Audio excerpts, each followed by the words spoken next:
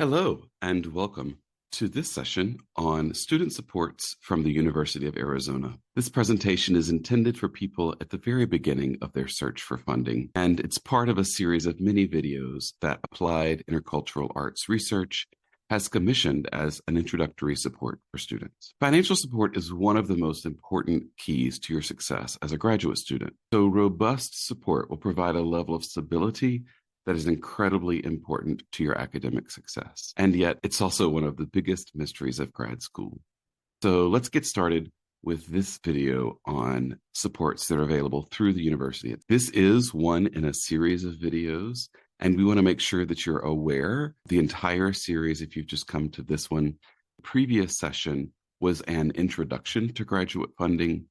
And then there are about 5 more that we'll discuss at the end. So external support is likely to be the most substantive in terms of total dollar amounts, especially if you get one of the big fellowships. However, there are a lot of resources available through the university that could be combined to provide meaningful support. So I wanted to make sure that you're aware of several different sets of resources on campus. Our program, Applied Intercultural Arts Research, has summer research support available from time to time, and our parent department, the GIDPs, offer the Carter Travel Award, which can be used to support travel for an academic conference. So starting close to home and then thinking about those concentric circles out from there. Since we live under the graduate college, the Graduate Center is a great source of support.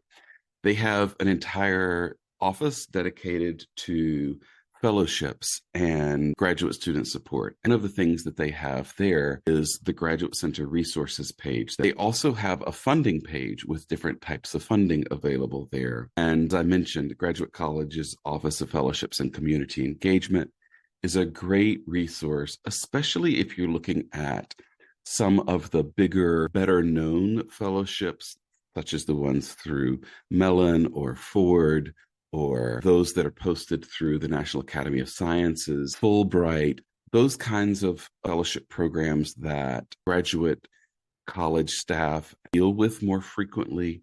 They're really well positioned to help you with that process. Then the Graduate and Professional Student Council offers a series of grants, which we'll take a quick glimpse at in just a moment. Then there's the Grad Funding Newsletter, which is just an alert that you can sign up for, and every couple of weeks you'll get reminders about certain funding opportunities. There's also the office on campus called Research, Innovation, and Impact. They offer both internal and external funding, and so I really encourage you to get to know that office, not only their resources and programs and offerings, but also their staff, because that can be a great way to start to build relationships. There's also Scholarship Uverse, which is available through UAccess, and it's a search tool that allows you to find more traditional academic scholarships. And that is a really robust engine. It allows you to go in and enter your parameters, and then it spits out scholarships that they think you may be eligible for. And many of them only take a very few clicks to apply for. So at a bare minimum, if you're looking for financial resources, I really encourage you to check out Scholarship Universe. And then finally, there are opportunities to work on campus. So for example, we know that Think Tank hires graduate tutors at $15 an hour for part-time work. Most of the centers on campus operate on student labor. And so if you're interested in doing work that has an intersection with a center on campus, like the museum or environmental resources or health and wellness, or one of the disciplines like dance, for example, I'd suggest taking some time and talking with their staff about opportunities for support. I wanted to take just a moment and dig in on those GPSC grants that I mentioned. And if you're brand new to campus, GPSC is the Graduate and Professional Student Council.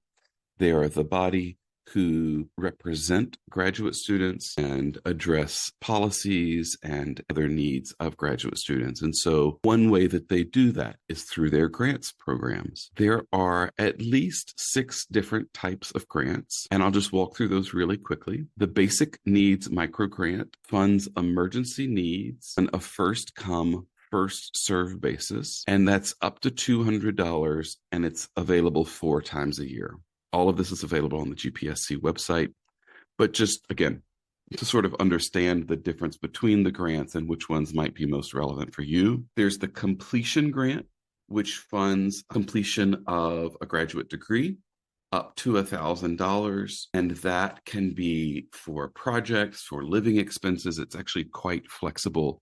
When you get to PhD candidacy, then you're eligible for that, and that's offered twice a year. There's also the Promising Practice Grant, which may not apply to many AIAR students, but especially for people in fields where there's a final licensure requirement, such as in medicine or law or any of those kinds of areas, then they offer up to $1,500 to support that. The Professional Opportunities Grant is a great way to fund small projects. So it requires you to be collaborating with a minimum of 3 people to apply for this grant. And it funds workshops and symposia and other events on campus that graduate students want to produce. There's also the Research and Project Funding Grant, which you'll sometimes see as REAP, REAP, and that funds projects. And this is the one that I really encourage everyone to apply for at least a couple times during your tenure. It's a really important way to start to get some experience under your belt, both with grant writing and with event production, because that's part of everybody's career at some point. And then finally, there's the Travel Grant, which offers up to $1,000 for domestic travel or up to $1,500 for international travel. And all of these amounts and deadlines are subject to change. Some other types of support that are available on campus that are important to know about, aside from direct unrestricted funding, there are these other types of support. So for example, you can borrow a bicycle for a semester at a time. The Campus Closet offers thrift store experience for students who may need clothing or something to wear to an interview, or depending on what your needs are. Campus Health is our healthcare provider on campus. Every student is entitled to services through Campus Health.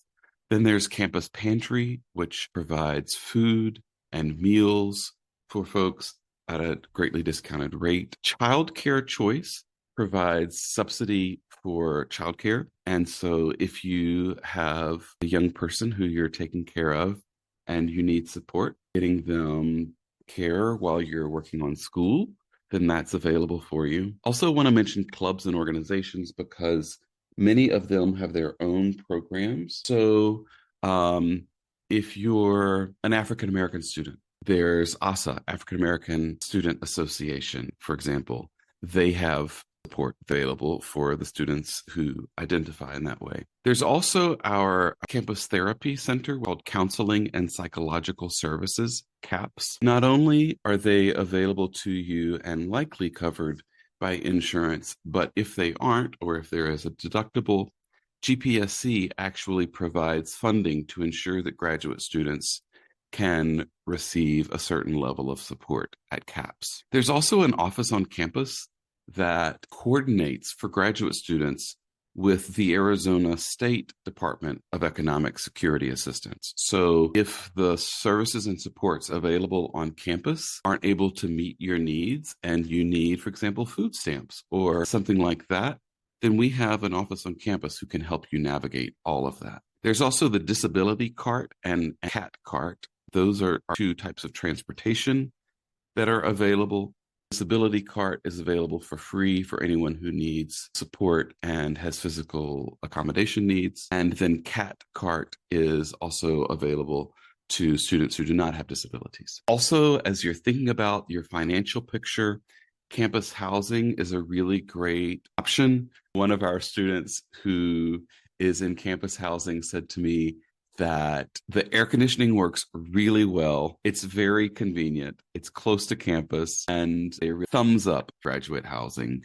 Also, if you're an international student, it's important to know that we have a whole office who can help you navigate the complexities of finances and visas and taxes and all of the things that are unique to international students. There's also the campus pharmacy. There's one through Campus Health.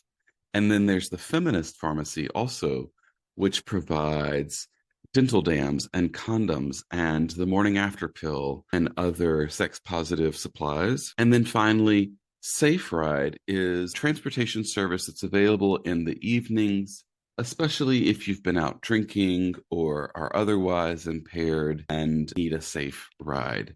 That's a service available to you. One of the things about being at a school the size of the University of Arizona is that there are tons of resources.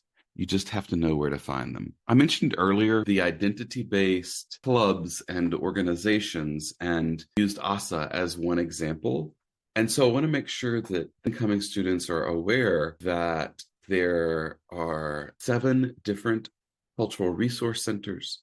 There's the Guerrero Student Center, which is for Latina, Mexican American, Chicano, Hispanic identifying students. There is African American Student Affairs, which I mentioned earlier, Asian Pacific American Student Affairs, the Disability Cultural Center, LGBTQ Affairs, Native American Student Affairs, and the Women and Gender Resource Center. And if you do not belong to any of these identities, but the work that you're doing, perhaps through your studies in AI, is identity-based, this is a good way to begin to build relationships with communities that you may not have relationships with here in Arizona. I also mentioned centers and institutes briefly.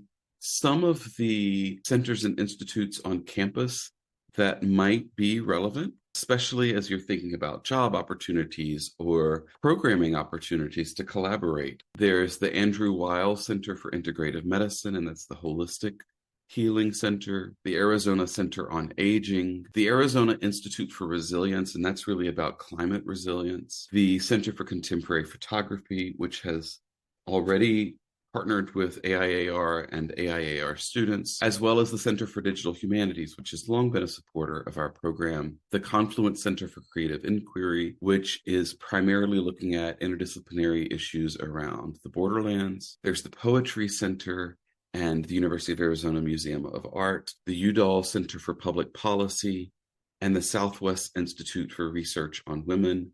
These are just some of the centers and institutes on campus, but I wanted to prime your thinking about opportunities for collaboration and jobs. And so just to wrap up, a few other ideas about resources on campus, graduate assistantships, not only through our program, but elsewhere on campus. Our faculty and staff support can all be a resource for helping you find those assistantships. Unfortunately, there's not a central clearinghouse where those get posted. So you really have to shake the bushes and ask lots of people, hey, do you know anything about assistantships in this area?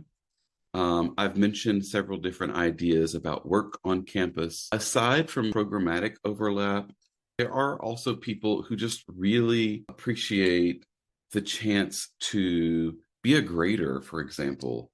And sometimes it's in some program that has nothing to do with the arts, and it's just mindless work of grading papers or working in the union. You know, it doesn't necessarily have to overlap with your academic work.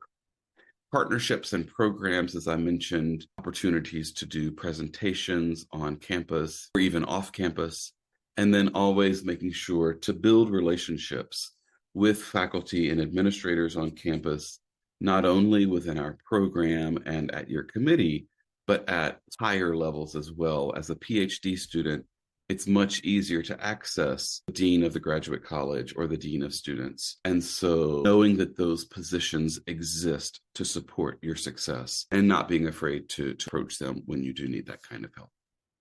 So that's it on U of A student resources. In the next sessions, we're going to talk about searching for academic funding, how to find funding for projects, how to find funding fast if you've got an emergency need or something has snuck up on you and you need a quick turnaround for funding, And then the last segment is on grant writing tips.